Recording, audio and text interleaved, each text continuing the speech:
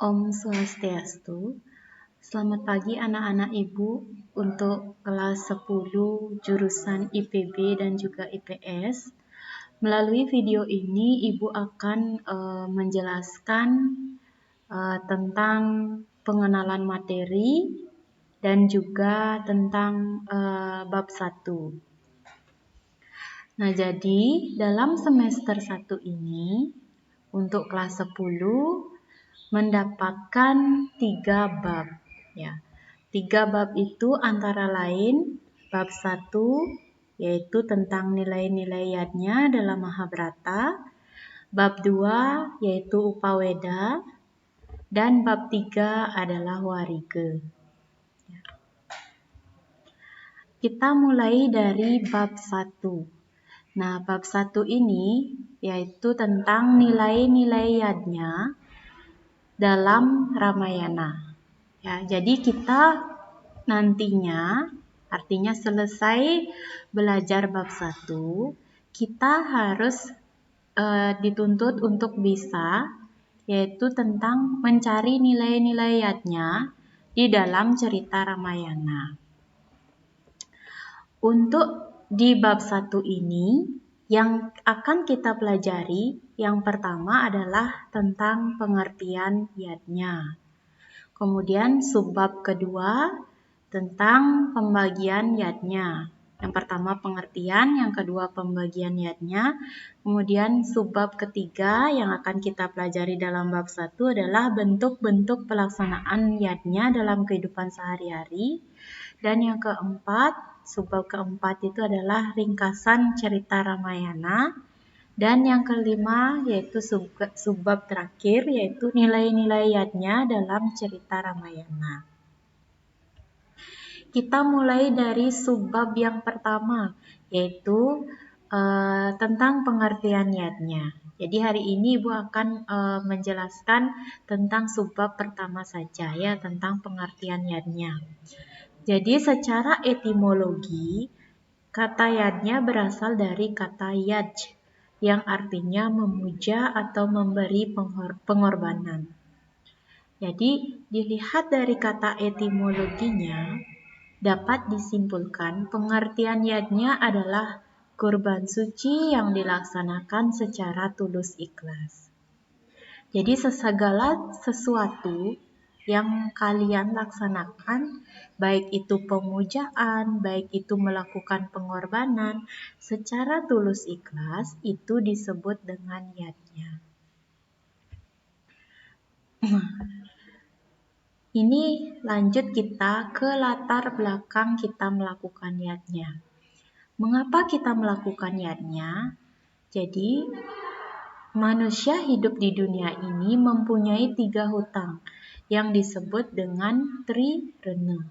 Trirena ini menjadi latar belakang atau menjadi alasan kenapa kita melaksanakan yadnya.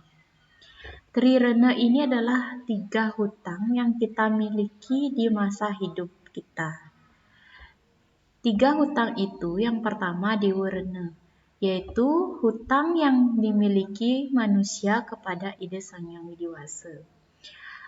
Bisa dilihat gambar ilustrasi ini. Jadi Ida Sang Hyang Widiwasa disimbolkan sebagai Dewa Siwa contohnya. Ya, ini kita mempunyai hutang terhadap Ida Sang Hyang Widiwasa. Karena Ida Sang Hyang Widiwasa yang telah menciptakan alam semesta beserta isinya. Termasuk kita yang ada di dunia ini merupakan ciptaan beliau. Segala tumbuh-tumbuhan, hewan, manusia, kemudian alam semesta, gunung, lautan, semuanya adalah ciptaan Ida Sang Hyang Widiwasa. Maka dari itu kita mempunyai hutang kepada Ida Sang Hyang Widiwasa. Kemudian yang kedua adalah pitrarena, yaitu hutang yang kita miliki sebagai manusia kepada orang tua. Hutang yang dimiliki manusia kepada orang tua. Kita bisa lihat ilustrasi gambar ini, ya. Jadi bagaimana orang tua telah melahirkan, ibunya telah melahirkan, kemudian orang tuanya, ibu dan bapak sudah membesarkan kita sampai anak-anak bisa duduk di bangku SMA. Jadi mereka sudah banyak melakukan suatu pengorbanan terhadap kita. Maka kita mempunyai hutang kepada pitrarena, yaitu orang tua. Kemudian yang ketiga adalah resirena, yaitu hutang yang dimiliki manusia kepada orang suci. Kalian bisa lihat ilustrasi yang di sini, ya. Gambar maharesi. Kita mempunyai hutang kepada para maharesi karena para maharesi sudah menyusun kitab Weda. Ya. Menyusun kitab Weda ini yaitu sebuah sumber ajaran suci yang bisa kita pelajari hingga sekarang ini. Contohnya kita bisa belajar melalui buku agama Hindu, buku-buku ilmu pengetahuan yang lain. Itu adalah sumbernya dari Weda. Maka dari itu kita mempunyai hutang kepada para maharesi. Bayangkan kalau kita tidak bisa, kalau tidak ada ilmu pengetahuan, maka kita tidak akan bisa belajar. Nah, untuk pandita, berarti dia zaman sekarang kan pandita namanya orang suci. Beliau sudah memuput upacara. Maka dari itu kita mempunyai hutang terhadap para resi atau orang suci. Sekarang kita lanjutkan. Dari trirena ini, dewa rena, pitra rena, resi rena, ya. Nah, ini Bu salah ya. Ini arusnya enggak pitriyatnya. Dewa rena, pitra rena, resi rena. Dewa rena, pitra rena, dan resi rena ini itu akan kalau dari segi dewa rena, hutang kita kepada Ide Sang Yang Widiwasa bisa dibayar dengan melaksanakan dewa yadnya dan buta yadnya. Sedangkan kalau pitra rena, hutang kita terhadap leluhur ataupun orang tua bisa dilaksanakan dengan pitra yadnya dan manusia yadnya. Sedangkan untuk resi rena bisa dibayar dengan resi yadnya. Nah, di sini dewa rena bisa dibayar dengan dewa yadnya dan buta yadnya.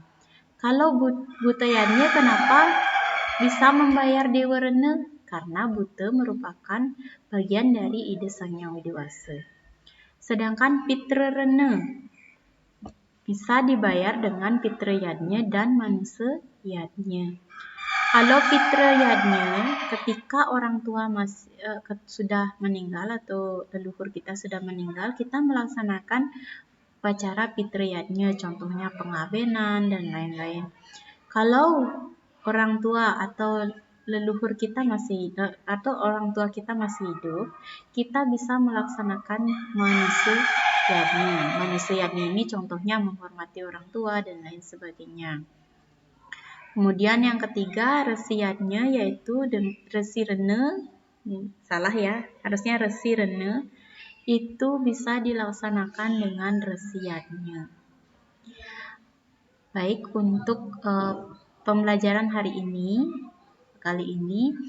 Ibu cukupkan dulu sampai di sini, yaitu tentang pengertian yadnya dan juga kenapa kita beryadnya atau latar belakang kita beryadnya. Jadi untuk pembagian yadnya, yaitu tentang penjelasan dari panca yadnya ini, itu akan dijelaskan pada pertemuan selanjutnya. Sekian dari Ibu, terima kasih.